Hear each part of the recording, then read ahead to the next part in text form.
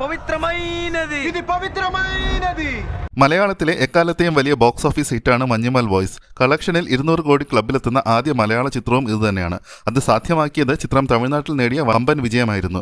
തമിഴ്നാട്ടിൽ നിന്ന് മാത്രം ചിത്രം 50 കോടി ക്ലബിൽ പ്രവേശിച്ചിരുന്നു. ആഴ്ചകൾക്ക് ശേഷവും ചിത്രം തമിഴ്നാട്ടിൽ ഓടുന്നു. ഇപ്പോഴത്തെ തെലുങ്ക് പ്രേക്ഷകരെ ലക്ഷ്യമാക്കി ചിത്രം എത്തുകയാണ്. ആന്ധ്രയിലും തെലങ്കാനയിലും ചിത്രത്തിന്റെ തെലുങ്ക് പതിപ്പാണ് റിലീസിനൊരുങ്ങുന്നത്.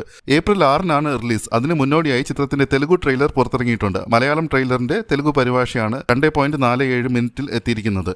മലയാളത്തിലെ എക്കാലത്തെയും വലിയ വിജയമെന്ന വിശേഷണവും ട്രെയിലറിൽ ഉൾപ്പെടുത്തിയിട്ടുണ്ട്. ചിത്രം തെലുങ്ക് സംസ്ഥാനങ്ങളിൽ വൻ റിലീസിന് ഒരുങ്ങുന്നു എന്നാണ് വിവരം. ഇത് സംബന്ധിച്ച് സർപ്രൈസ് പ്രഖ്യാപനമാണ് ചിത്രത്തിന്റെ തെലുഗു വിതരണക്കാർ നടത്തിയത്. തെലുഗു സംസ്ഥാനങ്ങളിൽ, അതായത് ആന്ധ്രാപ്രദേശ്, തെലങ്കാനയിൽ 300 സ്ക്രീനുകളിലാണ് ചിത്രം റിലീസ് ചെയ്യുന്നതെന്ന് ചിത്രത്തിന്റെ പ്രീ റിലീസ് ചടങ്ങിനിടെ വിതരണക്കാരായ മൈത്രിയുടെ മേധാവി ശശിധർ റെഡ്ഡി വെളിപ്പെടുത്തിയിരുന്നു. മഞ്ഞുമൽ ബോയ്സിനെ ഒരു ഡബ്ബ് ചിത്രമായല്ല അവർ പരിഗണിക്കുന്നതെന്നും അദ്ദേഹം കൂട്ടിച്ചേർത്തു. വെള്ളിയാഴ്ച ഫാമിലി സ്റ്റാർ എത്തുകയും ടില്ലു സ്ക്വയർ മികച്ച പ്രകടനം നടത്തുകയും ചെയ്തിട്ട് 300 സ്ക്രീൻ എന്നത് വലിയ റിലീസാണ് എന്നാണ് ടോളിവുഡ് വൃത്തങ്ങൾ പറയുന്നത്.